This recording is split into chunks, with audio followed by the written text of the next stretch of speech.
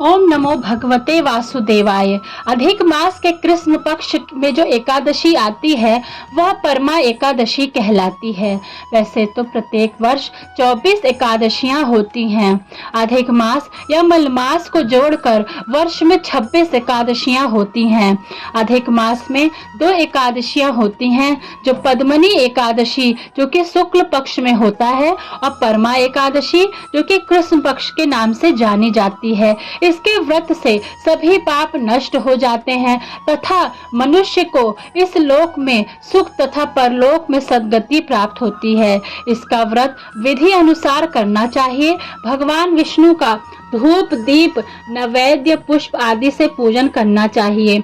इस एकादशी की पावन कथा जो कि महर्षियों के द्वारा काम्पिल्य नगरी में हुई थी वह मैं आपको विस्तार में बताने जा रही हूँ। परमा एकादशी का व्रत 12 अगस्त को है। इस दिन आप भगवान विष्णु की पूजा करते समय परमा एकादशी व्रत कथा को जरूर सुने। इसे पुरुषोत्तमी एकादशी भी कहते हैं। जो व्यक्ति परमा एकादशी का व्रत विधि पूर्वक करता है और व्रत कथा सुनता है उसकी गरीबी दूर हो जाती है। भगवान श्री हरि विष्णु के आशीर्वाद से धन धान्य और प्रसिद्धि मिलती है। एक बार युधिष्ठिर ने भगवान श्री कृष्ण से अधिक मास के कृष्ण पक्ष के एकादशी व्रत उसकी विधि महत्व के बारे में जानना चाहा। तब श्री कृष्ण ने उनको परमा एकादशी व्रत के महत्व और उसकी कथा के बारे में बताया। भगवान श्री कृष्ण ने युधिष्ठिर से कहा कि अधिक मास के कृष्ण पक्ष के एकादशी को परमा एकादशी या पुरुषोत्तमी एकादशी कहते हैं। श्री कृष्ण ने परमा एकादशी व्रत की कथा कुछ इस प्रकार बताई। एक समय की बात है, काम्पिल्य नामक नगर में एक ब्राह्मण परिवार रहता है। परिवार के मुखिया का नाम सुमेधा था। सुमेधा और उसकी पत्नी धर्म कार्य करते थे।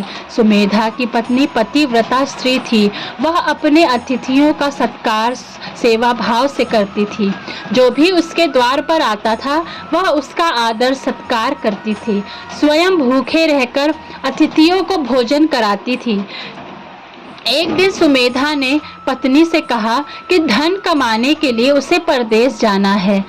यहाँ पर रहकर जितना धन मिलता है उससे परिवार चलाना काफी मुश्किल है। इस पर उसकी पत्नी ने कहा कि मनुष्य को अपने भाग्य और पिछले जन्म के कर्मों के अनुसार ही फल मिलता है। यदि हमें गरीबी मिलती है तो यही पर कर्म करें, जो ईश्वर चाहेगा वही होगा। पत्नी की बात मानकर सुमेधा ने परदेश जाने का निर्णय त्याग दिया। एक दिन उसके घर पर कौंडिल्य ऋषि पधारे। सुमेधा और उसकी पत्नी ने उनका सेवा सत्कार किया। इससे कौंडिल्य ऋषि बहुत खुश हुए।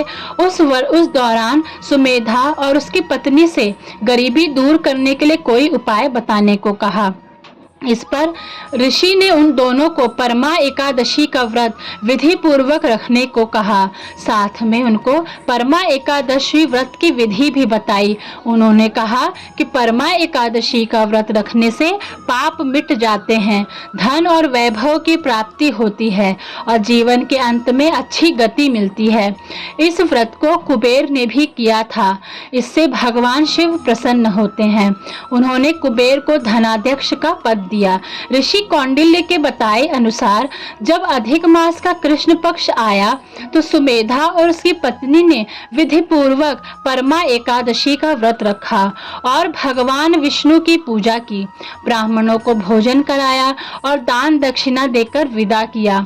उसके बाद स्वयं भी भोजन करके परमा एकादशी व्रत को पूरा किया। इस व्रत के पुण्य प्रभाव और विष्णु कृपा से ब्राह्मण परिवार की गरीबी दूर हो गई। उन लोगों की काफी सालों तक सुखपूर्वक जीवन व्यतीत किया। उसके बाद अंत समय में उन दोनों को उत्तम गति भी प्राप्त हुई। जो कोई परमा एकादशी व्रत कहता, सुनता और करता है उसके समस्त दुख दूर हो जाते हैं, लक्ष्मी कृपा प्राप्त होती है। परमा एकादशी अर्जुन शुक्ल पक्ष के